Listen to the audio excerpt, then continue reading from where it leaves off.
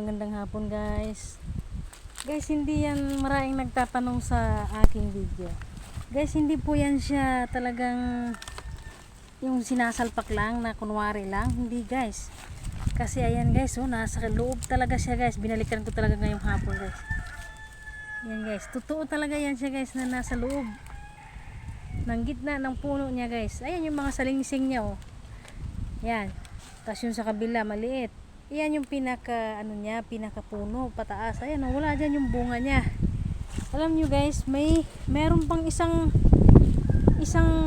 swerte ko na yata itong pinapakita sa akin ng Panginoon na maibibinta ko guys. Eto yan siya guys oh. Yan guys. Nagulat ako ngayon pagbalik to guys. Ayan oh. Ang mahal ng kilo nito guys. Ano bang pangalan nito? Nakalimutan ko lang.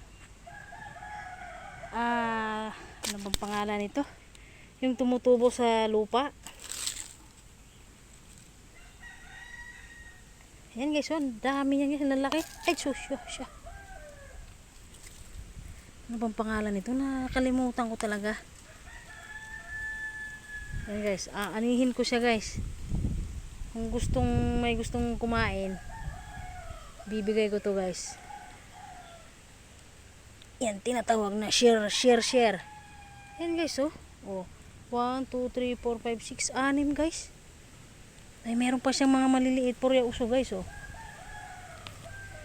Grabe, ang bait talaga ng Panginoon sa akin guys. Talagang inaano ako ng mga pwede kong ibenta. Yan guys, oh. Yan, isang tumpok na yan, 150 na yan guys. Binta ko rin sa harap.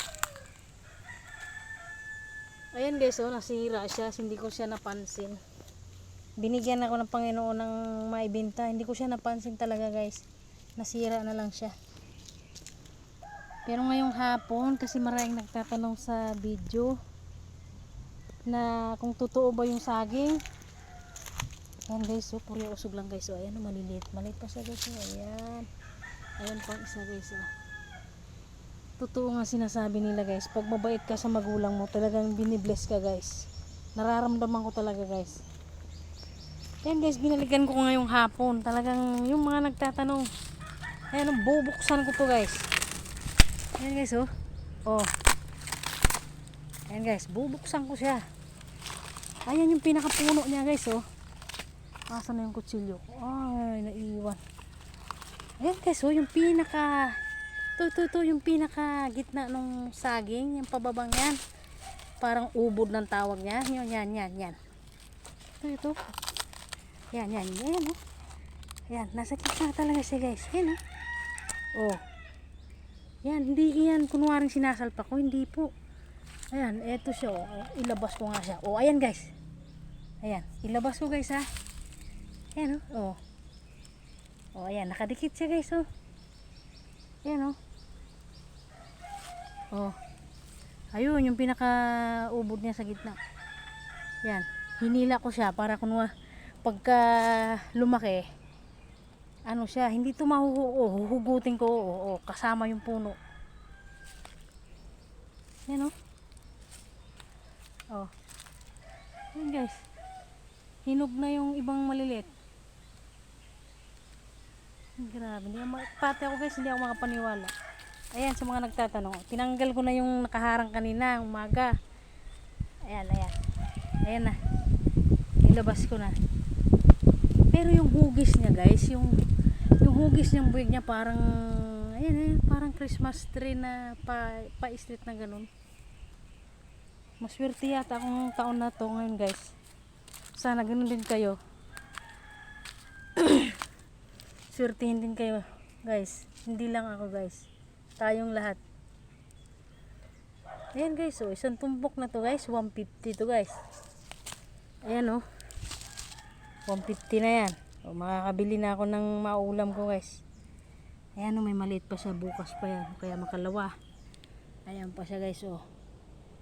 Bukas yan o kaya makalawang araw. Balikan ko to. Tabi po. Ayan siya guys, oh. Ayan, oh. Nagtago sa ilalim ng lupa guys. Ayan, oh, dalawa guys. Yan. Kalimutan ko lang yung pangalan nito. Pero nakakain to guys. Hinahanap to ng customer ko doon sa labas.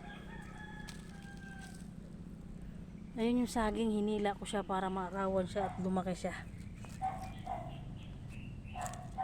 Ayan guys oh. Ayan guys. I-display ko to, ilagay ko to sa rep, tas i-display ko bukas ng umaga guys. Pero kung may gustong kumain nito, ipapakain ko mga kapitbahay namin. Okay na guys, ayan